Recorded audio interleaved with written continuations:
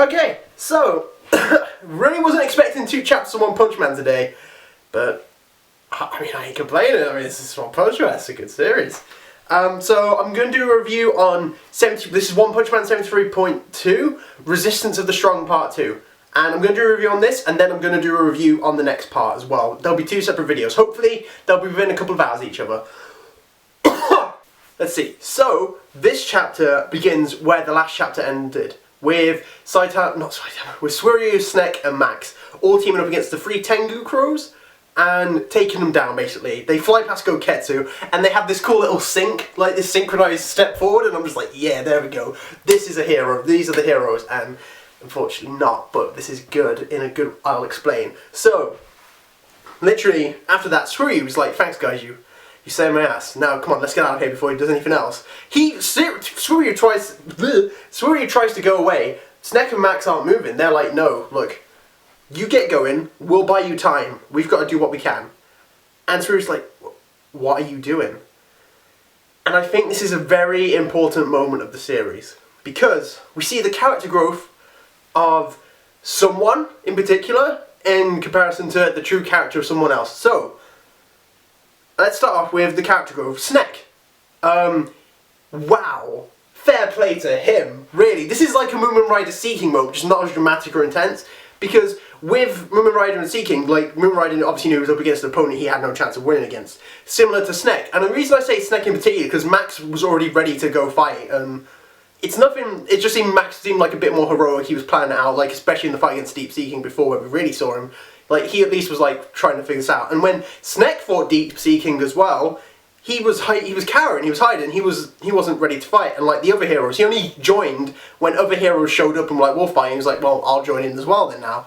So, that kind of growth in a situation where he doesn't stand a chance, he knows he's just buying time for someone to escape, is incredible. I really like this moment for Snek anyway. Like, Max, don't get me wrong, Max did great as well. Obviously he did. Because he's in a similar situation. He doesn't stand a chance. But Max was already ready to grow stronger. Like, when he fought Suiryu before, he was like, I've just got to visualize the enemy. And he visualized Deep Seeking, because, you know, he got destroyed by Deep Seeking. Everyone did, pretty much, apart from Saitama. So I thought that, I really did enjoy that moment. And then we had Suiryu's kind of true character as well. Now, when I say this, it's not a negative, because Suiryu has shown that he's brave, and I understand that. You know, Suiryu's a very good guy like this, because before he fought, when he was fighting Chose, he had to deflect the blast because he knew if he didn't, those people behind him would get hurt.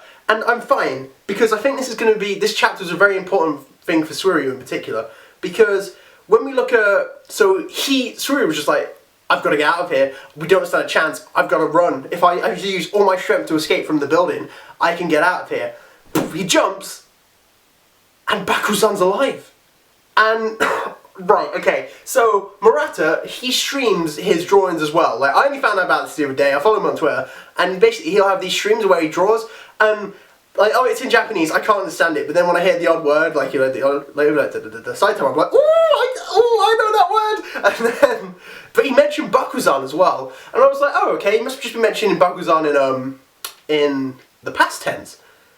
No, he was just very openly talking, yeah, Bakuzan's alive or something, because Bakuzan, now a full-on monster, just smashes Suiryu to the ground. It's like, where do you think you're going?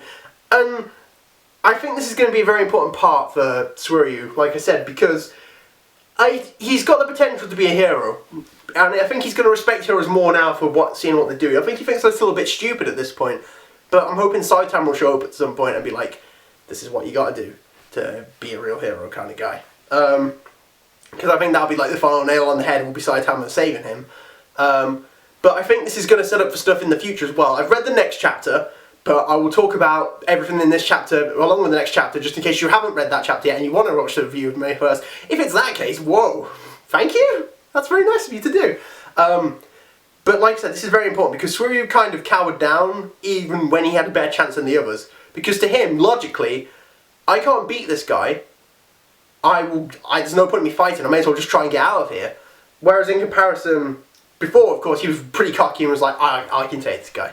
And he was still thinking of ways he could win, but then he lost his confidence fighting Goketsu, pretty much. So I think his kind of growth over this, because obviously there's going to be more monsters in the future, Suiryu's obviously going to come back, I think, but it's going to be about him kind of growing to eventually fight. And I would say in the future, because there's that panel, like this chapter just ends with Bakuzan just beating down on Suiryu. And Goketsu even says he's about dragon level like me, which says a lot, really, to be fair. But with the dragon level, I'll talk about that in the next video as well. Oh wow, I'm such a tease. But yeah, I think this is a very important chapter for Suiryu in particular. This isn't going to be a long review, but yeah, this was a good chapter, and so was the next one. But we'll talk about why that's good in comparison, and it's different. But this whole chapter was like, okay, Saitama, when are you showing up, mate? Wait, come on. Soon? No? Oh, it's the next chapter. Well, maybe I'll show up this one. Well, we'll see how that goes in the next review. But yes, basically, the heroes are good. Suiryu, bad, but in a good way, because he'll grow from this, I think. And I think his final kind of challenge will be when he has to fight Bakuzan in the future.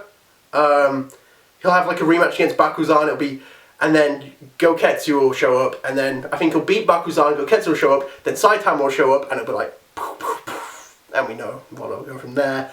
Hopefully he'll grow into a hero. He might even join the Hero Association. Or at the very least, he'll be an ally to the Hero Association and Saitama. But yeah, this was an important chapter for Suiryu. And what do you guys think of this chapter? It was good, right? The fight, it wasn't a long one, but it was decent. So, thank you for watching, and I'll see you in like a couple minutes or something when I review part 2, well, chapter 74. The Depths of Despair, where we learn about some interesting stuff, and I have to wrap this up because my camera's on low battery. Yeah!